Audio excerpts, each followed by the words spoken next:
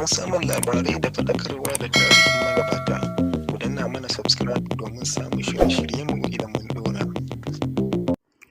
Wakilan Ecowas sun fara tattaunawa da sojojin da suka yi juyin mulki a Nijar. Wakilan Ecowas na musamman wato Janar Abdulsalami Abubakar da Sarkin Musulmai Sultan Muhammad Sa'ad Abubakar sun shiga wata ganawa da wakilan gwamnatin mulkin soji na ƙasar Nijar, wato Janar Bamau da wasu manyan hafsoshin soji ne ke wakiltar gwamnatin mulkin soja a wajen taron. Wakilan da shugaban ƙasa Bola Tinubu, wanda shine shugaban ƙungiyar ta Ecowas, ya aika zuwa Nijar na fatan warware rikicin da sojoji suka yi a ƙasar da ke yammacin Afirka. Matakin da ya yi daidai da ƙudurorin da aka cimma a makon da ya gabata na babban taron ƙungiyar Ecowas da aka gudanar a Abuja, wato babban birnin Najeriya. A nan kuma za ku ji cewa Senegal ta hana amfani da manhajar nan ta TikTok.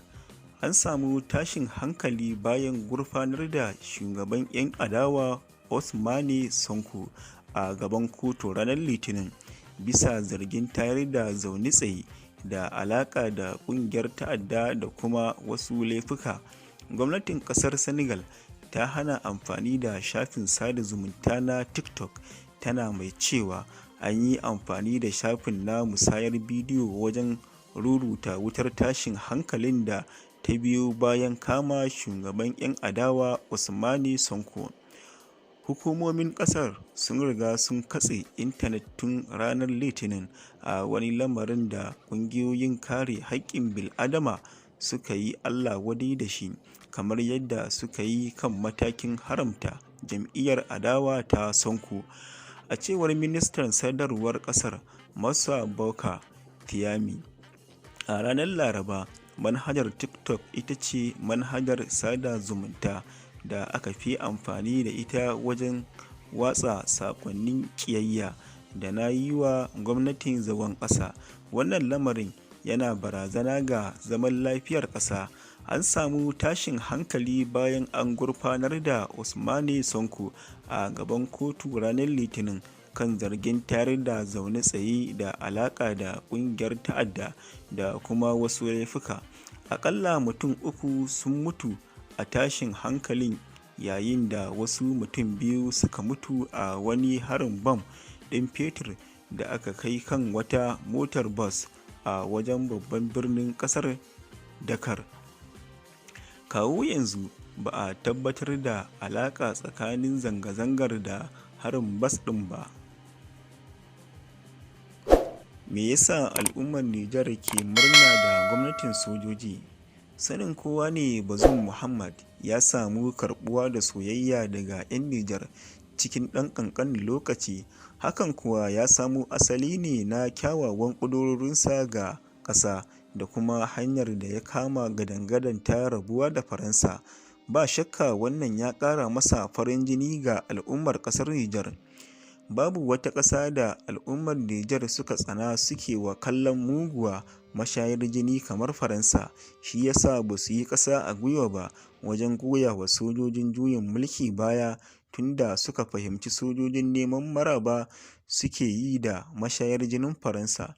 Fatan kowane ɗan Nijar shine waɗannan sojojin su yi nasarar samarwa Nijar cikakken 'yanci daga mulkin mallaka, ya zamana Nijar tana cin gashin kanta kamar sauran ƙasashe. Sojoji ba dawwama za su yi akan mulkin ba.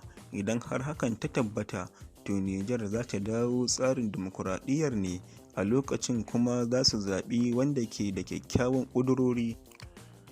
Atiku Abubakar ya buƙaci a yi hattara wajen amfani da ƙarfin soji, ya jaddada buƙatar tattaunawa. Batun amfani da ƙarfin soji a jamhuriyar Nijar ya haifar da zaman zulumi a Afirka ta Yamma, kuma abin ya ja hankalin ƙasashen duniya game da halin da maƙwabciyarmu ke ciki.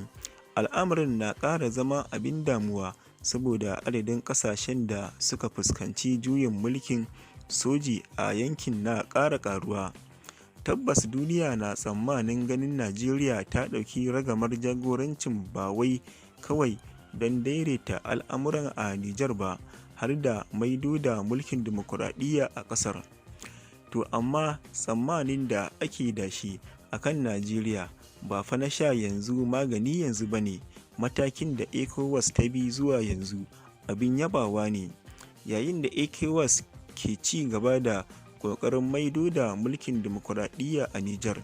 To amma bai kamata ƙungiyar ta bi tafarkin amfani da ƙarfin soji ba, domin gudun kada abubuwa su ƙara rincaɓewa. Rikicin na Nijar na buƙatar dabarun diflomasiyya. Wannan na nufin dole a ci gaba da amfani da zaɓin tattaunawa. Yayin da duniya ta zura ido ga Najeriya ta kasance jagaba wajen ƙoƙarin maido da zaman lafiya a Nijar, ba a tsammanin ɗaukar dogon lokaci kafin warware matsalar ba. Tabbas wannan wani lokaci ne mai cike da ƙalubale ga nahiyar Afirka ta Yamma. Duk da haka, kowanne irin mataki za a ɗauka na warware rikicin, wajibi ne a fifita batun tsarin dimokuraɗiyya. Domin samun labarai da faɗakarwa da tarihin magabata, ku danna mana subscribe domin samun shirye-shiryenmu